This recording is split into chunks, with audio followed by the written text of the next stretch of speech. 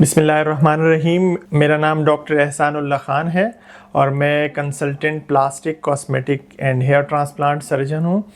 मैं as assistant professor काम कर रहा हूँ burns plastic surgery centre Peshawar में। ट्रांसप्लांट के बाद जो केयर है उसमें एक और चीज़ अक्सर लोग पूछते हैं ये सवाल कि जब हम ट्रांसप्लांट कर लेते हैं उसके बाद हम क्या करें।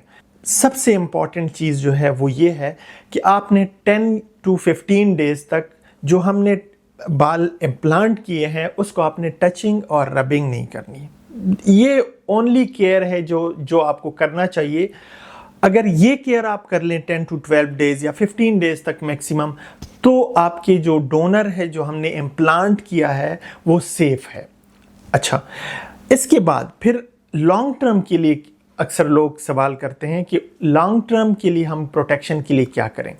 देखें, एक तो ये चीज़ कि आप मेडिसिन यूज़ करें। कैप के बारे में अक्सर लोग पूछते हैं कि हम पी कैप यूज़ कर सकते हैं। देखिए, यूज़ कर सकते हैं, बिल्कुल यूज़ कर सकते हैं, लेकिन ये भी नहीं कि अब परमानेंट जैसे आपने बाल्डनेस के दौर में पी कैप आप यूज़ कर रहे थे उस तरह परमानेंट बिल्कुल भी यूज़ ना करें, क्योंकि बालों के लिए जो सनलाइट है ये भी इम्पॉर्टेंट है, स्किन के लिए वैसे सनलाइट भी इम्पॉर्टेंट है।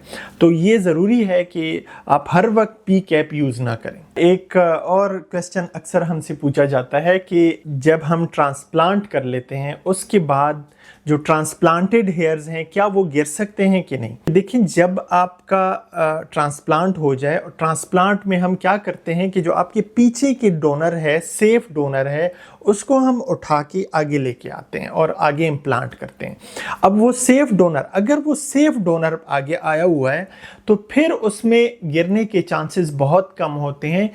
डेफिनेटली जो एज के साथ कुछ बाल गिरते हैं वो तो ये भी गिरेंगे, लेकिन जो जिस तरह के फ्रंट के बाल गिरे होते हैं, एंड्रोजेनिक एलोपेशिया में जिस तरह बाल गिरते हैं उस तरह बिल्कुल भी ये नहीं करते और ये सेफ डोनर होता है। लेकिन इसके लिए बहुत इम्पॉर्टेंट है कि आपका जो सर्जन है उसको पता हो कि सेफ और अनसेफ डोनर क्या होता है और किस एज में कौन सा डोनर जो है वो सेफ है।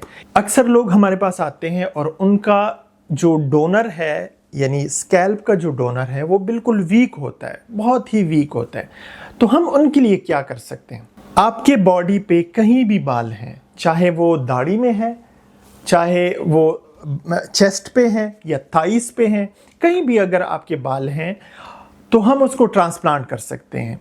अगर स्कैल्प जो डोनर है वो इतना स्ट्रॉन्ग नहीं है, वो वीक है, तो उसके साथ एडेड हम ये कर सकते हैं कि हम दाढ़ी के बाल कुछ निकाल लेते हैं और कुछ चेस्ट से हम बाल निकाल लेते हैं। बाज़ लोगों के शोल्डर्स पे बड़े अच्छे बाल होते हैं और वहाँ से निकाल लेते हैं। इवन थाइस पे बड़े अच्छे बाल होते हैं, वो हम निकाल सकते हैं और उसको हम ट्रांसप्लांट कर सकते हैं।